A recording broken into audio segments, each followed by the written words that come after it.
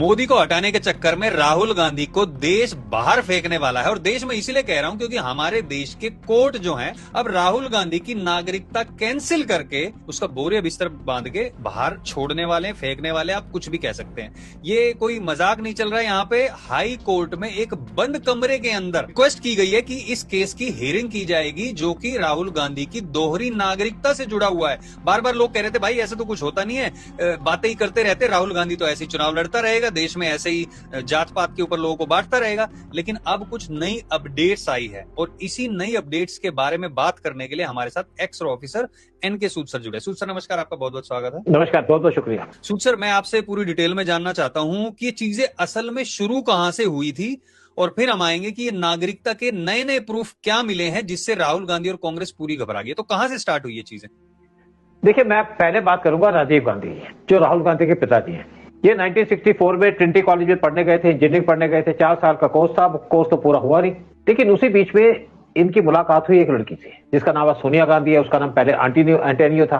वो कैम्ब्रिज में गई थी, इटली से आकर के वहां पे पढ़ने गई थी इंग्लिश। हिंदी उसको आती नहीं थी, वैसे वो भी नहीं कुछ पढ़ पाई, इंग्लिश तो उसको आज भी नहीं आती है। और पार्ट टाइम काम करती थी एक रेस्टोरेंट के अंदर। राजीव गांधी अपने दोस्तों के साथ गया उस रेस्टोरेंट के अंदर, टेबल नंबर 11 पे बैठा था। तो एंटियो वहां पे पास हुई, इनको सवाल देकर के। तो दोनों की नजरें भी दी और पहली नजर पे प्यार हो। और राजीव गांधी ने कहा मैं तो इससे शादी करूंगा। और बाद में इंदिरा गांधी ने मान लिया, इनकी शादी करवा दी। शादी हुई 1968 में। शादी के टाइम पे जब इनकी शादी हुई तो एंटियो ने अपने आदमी से कहा मुझे यहाँ पे रॉकेट देखना है जहां से हमारे रॉकेट जाते हैं। राजीव गांधी से कहा। तो 1968 में वहां पे चली गई और वहां पे साइंटिस्टों से भी मिली। इसकी फोटो भी है वहां पे। उसके बाद हमारे कुछ साइंटिस्ट मिस हो गए। फिर जो उनका चीफ था उसकी 1971 में मर्डर हो गया। 1970 में ही राहुल गांधी का जन्म हो गया। एक महाबली, एक महापुरुष का बर्थ हो गया। ये भी बीच में आप बता दूं आपको कि सोनिया गांधी को सिटीजनशिप तो मिली नहीं थी। अभी अप्लाई किया होगा या नहीं किया होगा मुझे पता, लेकिन उन्होंने वोट डाल दी सिटीजनशिप मिलने से पहले, जो एक बहुत बड़ा क्राइम है। और ये केस अभी सामने आएगा, आप देखिएगा बहुत जल्दी इस केस आएगा। क्योंकि अब आज हमारी कंट्री के अंदर एक काम हो रहा है कि जो देशद्रोही हैं उनको चुन चुन के पकड़ा जाए। देखिए, मैं पहले आपको थोड़ा सा और बता दूं। आपने देखा होगा पार्लियामेंट हाउस के अंदर राहुल गांधी किस तरीके से बात करते हैं, किस तरीके से उल्टी बातें बोलते हैं। मैं देख रहा था, आपके हमारे होम मिनिस्टर का वीडियो देख रहा था। जब राहुल गांधी बोलने लगे उनका, जब दो बड़े बात कर रहे हो तो बच्चे बीच में ना बोले, ऐसे डांट पड़ती है राहुल गांधी को। लेकिन फिर बात नहीं आते। फिर आप कहा कि हम तुमको छोड़ेंगे नहीं, ऐसी कड़ी सजा देंगे कि आप देखते रह जाओगे। क्योंकि सजा राहुल गांधी को मिलनी चाहिए, करप्शन के अंदर मिलनी चाहिए। लेकिन जो रिसेंट बात सामने आई है वो है राहुल गांधी की ड्यूअल नेशनलशिप। किसी भी इंडियन के पास अगर इंडियन पासपोर्ट है तो वो दूसरी कंट्री का पासपोर्ट ले नहीं सकता। लेगा तो उसको अपना पासपोर्ट सरेंडर करना पड़ेगा, अपनी सिटीजनशिप को छोड़ना पड़ेगा। हम इसको अलाउ नहीं करते और जो इसके खिलाफ काम करता है उसको सजा भी मिलती है, जेल भी मिलती है, उसको देश से निकाला भी मिलता है। और अब जो केस सामने आया वो है राहुल गांधी की ड्यूअल सिटीजनशिप। केस चल रहा था काफी देर से, ये चल रहा था आपके इलाहाबाद हाई कोर्ट के अंदर। तो ये जो केस फाइल किया था, ये किया था विघ्नेश शिशिर ने, जो कर्नाटक के अंदर रहते हैं। उनको पता चला कि यहाँ पे सुब्रमण्यम स्वामी ने केस फाइल कर दिया, तो भागे दिल्ली के अंदर आए। सुब्रमण्यम स्वामी का केस आया तो हाई कोर्ट में जाके खड़े हो गए और उनसे कहा कि भाई हमने केस फाइल किया हुआ है इलाहाबाद हाई कोर्ट में, अगर यहाँ पे इस केस को सुना जाएगा तो उसका तो कोई पर्पज नहीं होगा, केस डिफीट हो जाएगा। और लोग जिसको सोचते हैं कि सुब्रमण्यम स्वामी बड़े नेशनलिस्ट है, बड़े हिंदूवादी हैं, वैसे बता दूं स्वामी है, उनकी लड़की की एक मुस्लिम से शादी हुई है। और जब मोहम्मद यूनिस बैठे थे बांग्लादेश के अंदर, उनके प्रेसिडेंट बने थे या जो भी इनके रूलर बने, तो उनसे जाकर के मिलकर उनके साथ सिंपैथी भी दिखाई थी, साथ में स्टेटमेंट इशू की थी उनके सपोर्ट के अंदर। ये है आपका स्वामी का असली चेहरा। तो हाई कोर्ट ने केस को डिसमिस कर दिया कि हम यहाँ नहीं सुनेंगे, तो पहले केस चल रहा है। क्योंकि सारा का सारा जो डिटेल थी राहुल गांधी के पास वो थी शिशिर के पास, और स्वामी के पास कुछ नहीं था। उससे तो एक न्यूज़पेपर की रिपोर्ट देखी, वहां पे पहुंच के चला गया अपने आप क्लेम करने के लिए। उसका मेन पर्पस था केस को डिले कर दिया जाए, केस को उल्टा कर दिया जाए ताकि केस डिले हो, राहुल गांधी को यहाँ पे फायदा हो।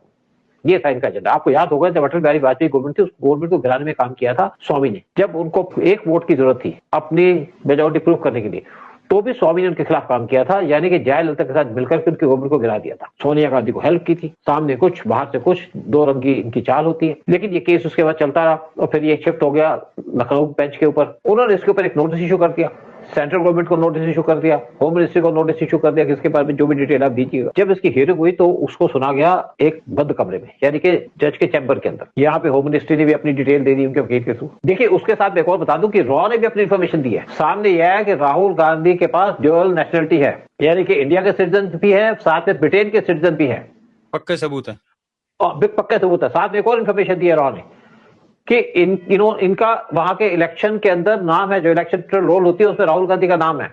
और ये भी मेंशन किया उन्होंने कि इसके अंदर राहुल गांधी ने वहां पे वोटिंग भी की है। अच्छा, वोट भी डाला वहां पे। अब राहुल गांधी का बचना इम्पॉसिबल है, क्योंकि जैसे मैंने कहा कि अमित शाह ने इनको वार्निंग दी थी कि आप वो छोड़ूंगा नहीं मैं। वीडियोस का भी जिक्र किया गया, ये भी बताया गया कि ब्रिटिश गवर्नमेंट की तरफ से उनके ऑफिशियल ईमेल एड्रेस से भी ईमेल आई हुई है जिसमें उन्होंने कंफर्म किया है कि राहुल गांधी ब्रिटिश सिटीजन है। तो इसमें दो तीन चीजें हैं कि क्या क्या हो सकता है। एक तो ऑब्वियसली उनकी नागरिकता, इंडियन नागरिकता जाएगी, दूसरा वो एमपी नहीं रहेंगे, और तीसरा क्रिमिनल कंस्पिरेसी करने के लिए एक तो 420 का केस तो लगेगा ही लगेगा, 5 साल तक की सजा और 50,000 रुपए तक का जुर्माना भी हो सकता है। तो क्या कहीं ऐसा तो नहीं, आपने बताया तो कि कुछ केसों को ऐसे रूम के अंदर सुना जाता है, अगर बाहर ऐसे चीजें चलने लग जाए और उससे फिर कांग्रेस पार्टी के कार्यकर्ता हैं या फिर कुछ दंगे वगैरह ना भड़क जाएं? देखिए, दंगे के लिए तो मुझे लगता है गवर्नमेंट तैयार होगी, कोशिश तो कुछ करेंगे, लेकिन क्या होता है जो सेंसिटिव केसेस होते हैं वो चैंबर में भी सुने जाते हैं। जज इस वीडियो की जांच करेगा और जांच करने के बाद जज अपना डिसीजन देगा। जज जब डिसीजन देगा तो उसके बाद गवर्नमेंट एक्शन में आएगी। देखिए, बहुत से केसेस रहते हैं तुरंत जो इसी तरीके से सुने जाते हैं। ऐसा नहीं है हर एक केस पब्लिक के अंदर सुना जाए, पब्लिक को जानने की जरूरत है कि रिजल्ट क्या है,